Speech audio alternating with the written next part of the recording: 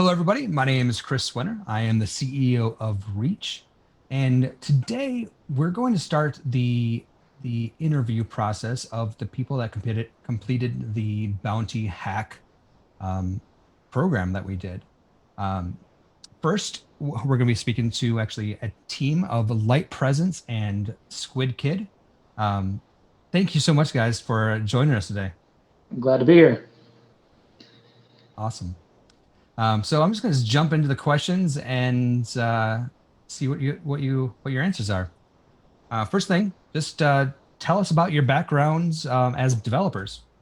So I'll start. I'm Litepresence, and I got involved in cryptocurrency very, very early on, Mt. Gox era of things, and that's kind of where I started with developing. And I got into trading bots. So I was building trading bots for myself, building them for other people, building them for various platforms. And then somebody got me into Python, and Python really stuck with me. And I have really kind of focused my development in the Python space. And then my son, he was kind of young when Bitcoin was just getting started, and he's only 11 years old right now. But I decided, hey, I really want to get him involved in software. So we've kind of made it this ongoing homeschool thing that we would, learn a new language, and it's mostly been him learning new languages and me just kind of, mentoring as best I can.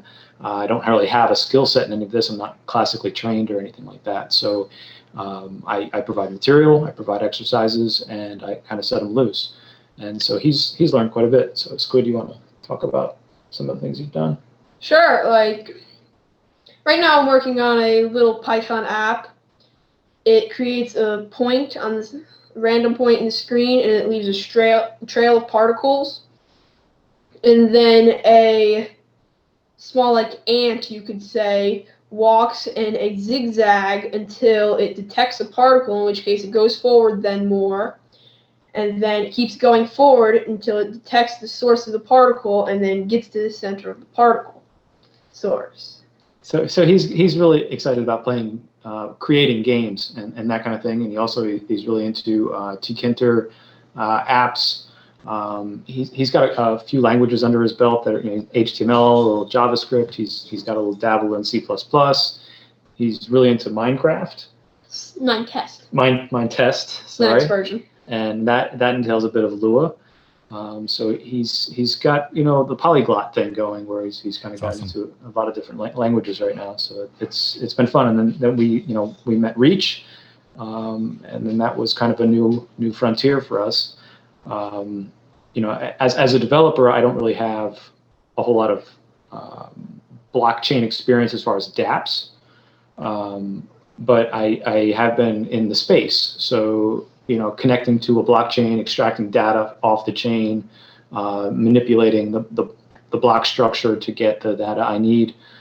That all is something I'm familiar with, but building dApps has been new. That's awesome. So, Litepresence, if you're around during the Mount Gox time and that didn't scare you off, when I think you're probably around to stay. Yeah, that didn't scare me off, and it didn't scare me off when MintPal took some of my money, and it didn't scare me off when Cripsy took some of my money, and it didn't scare me off when BTCE took some of my money. So I'm in for the long haul. You know what I mean? I've learned to put my eggs in multiple baskets. That's great. And Squidkid, you started. So I'm guessing you're 11 now, but you started before this. How long ago did you actually start coding? Oh, I probably started programming when I was I started programming when I got my Arduino. That was when I was 9. Yeah, Arduino around early 9 and Arduino was really the first of it for him. Awesome. I started earlier than me. I started when I was 13 is when I started, and I was back then I was coding text-based games, MUDs back then, before the internet actually. Yeah. Anyway, that's awesome that you're starting. Things were much more low key back then. It was a different world. Exactly. The things that kids have these days is pretty remarkable. I mean, I try to keep his technology. He's got a very broad base of things that he's got 2 workstations. He's got a Pi. He's got the Arduino stuff. He's really into electronics, and so breadboards and all that kind of thing. So I just, I keep him with lots of options in that department. Excellent. So the project that you two chose was a tic-tac-toe, right? Decentralized tic-tac-toe. Can you tell me a little bit about it and why you were excited to choose that one? Well, for one, it seemed as if, tic-tac-toe is a very concrete game. So if I was going to learn a new language, especially, trying to teach my son a new language, I wanted to stick with something that would, resonate with us. Yeah. So building tic-tac-toe is a very, basic concept, but making it work on a blockchain, of course, there's all these new things that come into play. So it felt like it was a good gateway into building in the space. Awesome. And but you took tic-tac-toe a little bit further than just tic-tac-toe, right? Yeah, you want to talk about that? What we've done? Yeah, we initially decided we were gonna make like all sorts of different things. We were gonna make 3D, best of, FOMO. We even thought about upgrading to ultimate tic-tac-toe if the ultimate tic-tac-toe guy didn't pan out. But we ended up just dimming our expectations down into 3D. But even then, we just built up 3D and kept building it up and building it up with what we had already learned from building the 2D version. And it really came out very, very nice in the end. So when he talks about 3D, we not just a visualization of 3D tic-tac-toe, but we actually created a 3x3x3 matrix and worked within that matrix to make a game that allowed you to win vertically or across a diagonal vertically.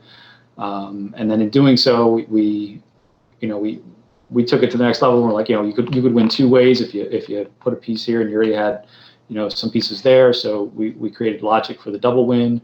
And we were able to do all of this and reach, pretty easily. It wasn't difficult to implement these new things once we had the basics of the tic-tac-toe already going. So it was fun. It was a cool way to really introduce ourselves to it. That's great. So tell me a little bit about the development process. Like what challenges came up? How did you tackle them? So to begin with, neither of us have a whole lot of experience in C-type languages or JavaScript at all. I'm a Python guy. That's back end and data processing, crunching numbers is kind of my thing. So here we're having to create this front end GUI, and make it look nice and what have you. So we kind of were out on a limb on that. And we learned the JavaScript necessary as we went to make that happen. And in a lot of ways, that was almost more difficult than learning the Reach. The Reach, it seemed like it just kind of fell together. I mean, there's so much of it was already there with the example code that you guys had in the tutorials, the workshops. So you just kind of like take pieces of this, take pieces of that, and it kind of just came together. So that end of things was not so bad for us. And then, of course, any new language you get into, there's syntax issues. At first, those were really frustrating, especially being a Python guy. I mean, Python's like, you write pseudocode and it just pops out and works. So that was a little challenging, but you learn to deal with it. I think that my tendency to want to see a for loop and a where loop or a while loop. You had this iota map syntax that you had to deal with the Reach, which was definitely new. And I was like, oh, this sucks. I can't, and then all of a sudden you realize, hey, this is just a while loop. It's just a little bit different. So, you just learn to deal with those things. Awesome. Well, the good news is that you'll be able to create your interfaces in Python soon. So cool. that'll be nice for you. Yeah, and I really like that Zet had that kind of thing going in his. He had Python integrated to the JavaScript, so that there was a Python emulator running, and I wasn't even aware of these capabilities. It was cool to see somebody else doing something like that. Yeah. So let's talk about the community. There's the Discord that you're part of. Did you learn anything from other participants, or just tell me about that experience? Well, We had a side chat going with a couple of the guys that were from the BitShares community. And so we were kind of, bouncing things off of one another as one of us would run into a little snag, hey, go check over here in the docs. And we just kind of bounced things off because we were already friends, you know what I mean, before we came into it. So that helped. And then in the community itself, I found that, dealing with yourself and with Jay, Jay's, of course, the CTO here, Jay McCarthy, right?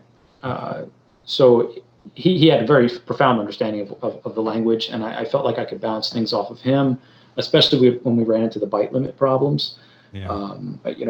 Getting a sense of what it was that we really needed to chew down on in our language to get our app to fit onto the Algorand platform. Yeah, great. I hope Jay has a intimate knowledge of the language.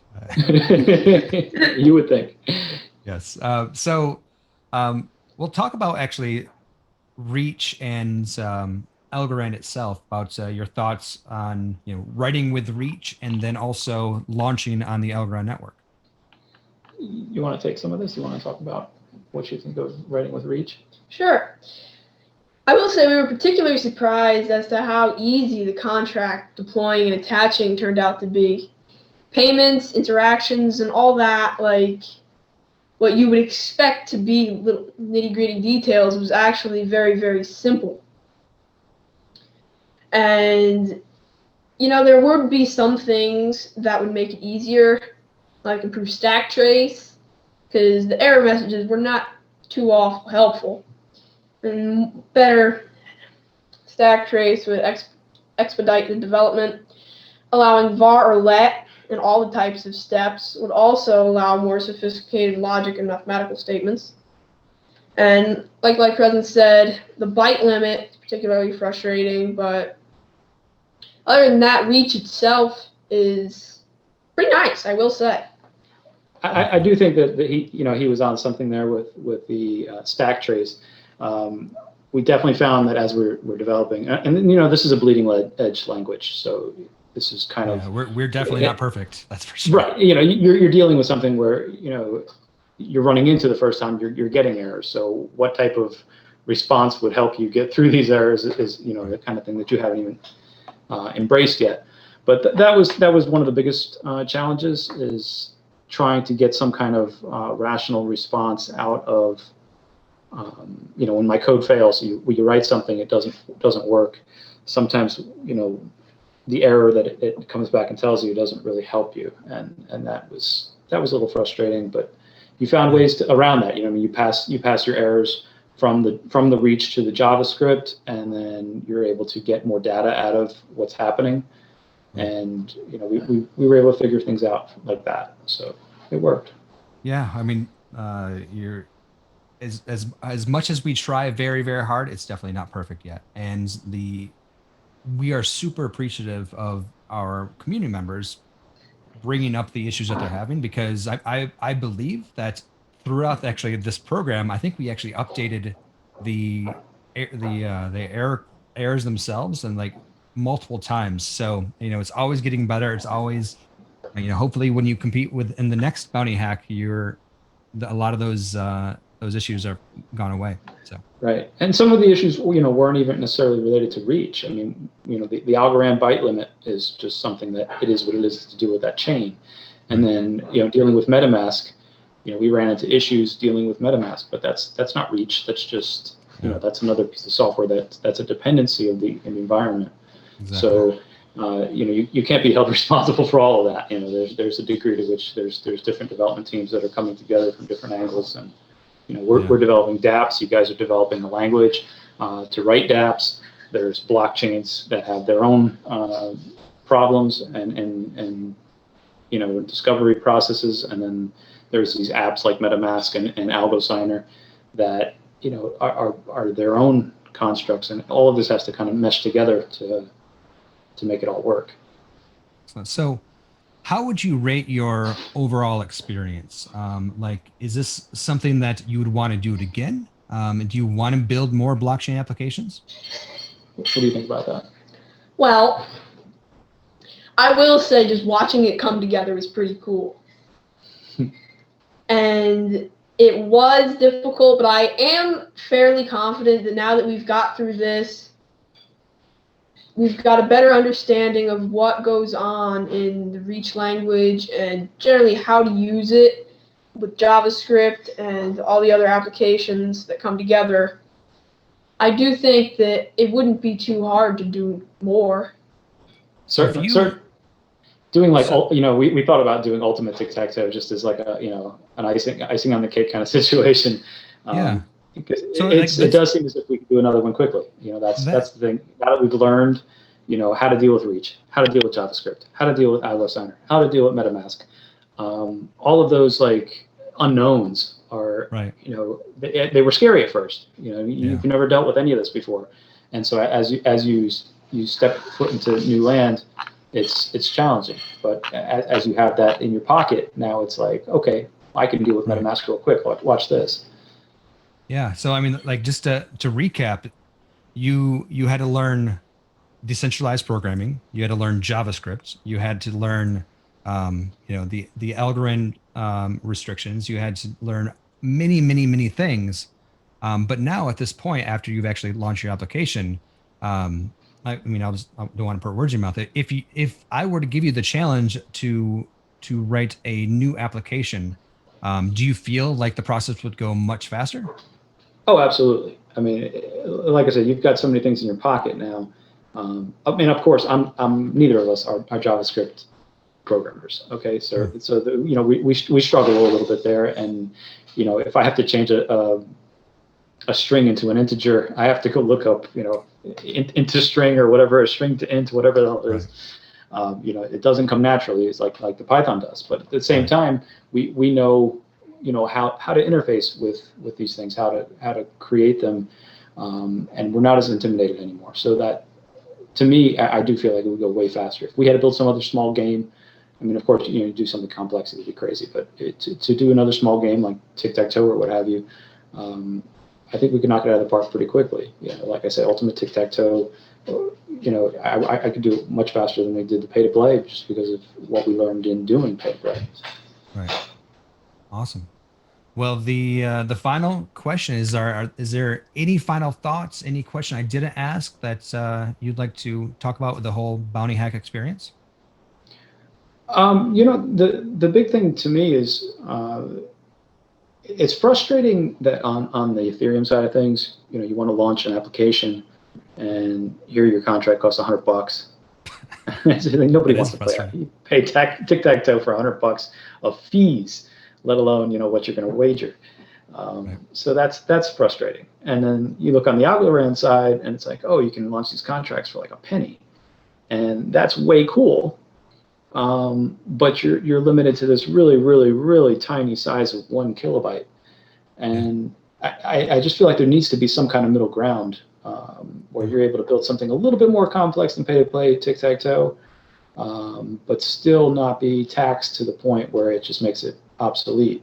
And I wonder where that middle ground is and how we're going to get there as a community, so that this becomes more possible. You know what I mean? That $100 tax is not really. That's just not the way things need to be. And the penny game that you're bound to 1,000 bytes of code is really tough. Yeah. Well, the good news is I do know that Algorand is expanding increasing their requirements or decreasing their requirements, so that I would say in the near future you're going to be able to build quite complex things on Algorand and not have to run into that limit anymore. So cool. Keep in touch there, and when we do the next bounty hack, I think that's knock on wood, a lot of those pain points will be gone. Very cool. Squidkid, do you have any? We're definitely looking forward to it. What do you think about all of that? Well, nice. Definitely nice that they're going to increase the byte limit. That was definitely I was hoping they would increase it, because how you going to build something like checkers or chess or something like that if you want to deploy an algorithm and not pay $100 of fees? Yeah. So that's really awesome. That is really something that you guys did during the the process, you actually ran an analysis of the actual cost, both on Ethereum and Algorand. And one of the big benefits of Reach is that you wrote the one application you can actually launch on Ethereum and Algorand without changing the code. And because of that, you actually did an analysis of the cost of what would be on Ethereum and the cost of what would be on tictactoe. Do you remember those numbers by chance? Just shooting from the hip, it was I think it was like on that day, of course the fees go up and down every single day on Ethereum. But on that day, it was $77 to launch the application and $2 per move. And if you figure, to play a full game, imagine you're going to pay all 9 moves on a tic-tac-toe board. That's $18. Right. Plus, you're $77, you're at $95. So, that's in fees. And that's on Ethereum. That's on Ethereum. And then on the other side of things, it was like, I think it came out to a penny and a half, by the time you launched the game and played all the moves, you were out maybe a penny and a half and split most of it. Right. So it was dust. But I do wonder, how does that scale as Algorand becomes a more valuable blockchain and the cost of an Algorand drop increases, tenfold, then all of a sudden it's 10 cents or 15 cents. If it increases 100-fold, maybe it's like $1.50. You do start wondering how does the math scale, but the future will tell. Yeah, I mean, it's I've seen it. I've looked actually because I've had those very same questions. Like, okay, how this feels too good to be true. How long will this last? And the good news is that the way that the Algorand is building things out is that these fees will actually stay for a long time. Cool. I think right now that the Algorand can actually handle around 1,000 transactions per second. And it's not close to that limit yet. And then by the end of the year, I think they're shooting for 40,000 transactions per second. So that's awesome. By keeping it that scalable, the prices should stay down. And because they're proof of stake rather than proof of work, you can actually have a lot of cost savings there. But thank you so much, both of you, for taking the time to chat with me today, answer my questions, and I just thank you again for being part of the community, and I can't wait to see the next things that you guys build. Yeah, we're very thankful as well. Just having this opportunity has been great from the homeschool thing that we do around the house, and it's also just been a great experience in dApp building that we've never had before. So we're very appreciative. Thank you so much. Yep. And Squid, thank you as well. And I can't wait until you're going to be a veteran Reach developer, and you're going to be answering these new developers that come into the community, and you'll be answering their question. And I can't wait to see their reaction when they find out that you're 11. So thank you once again, and have a great day.